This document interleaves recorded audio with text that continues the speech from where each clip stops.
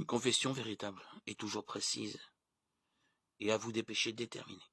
Certains péchés sont d'une nature délicate et ne peuvent être confessés qu'à Dieu seul. D'autres doivent être confessés à ceux qui en ont été les victimes. D'autres enfin sont des fautes publiques et exigent une confession publique. Mais toute confession doit être explicite, directe et nommer les péchés, même dont on s'est rendu coupable.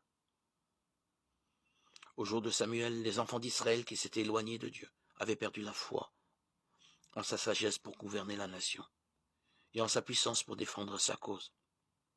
Se détournant du grand monarque de l'univers, ils avaient exprimé le désir d'être gouvernés comme des peuples qui les entouraient.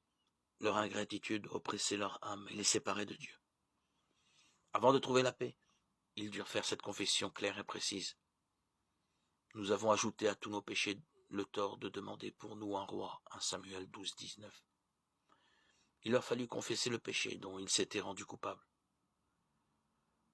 Une confession ne serait jamais acceptée par Dieu si elle n'est pas accompagnée d'un repentir sincère et d'une réforme. Il faut qu'un changement radical de la vie l'accompagne et que tout ce qui n'est pas agréable à Dieu soit mis de côté. Ce sera la conséquence de la douleur réelle du péché.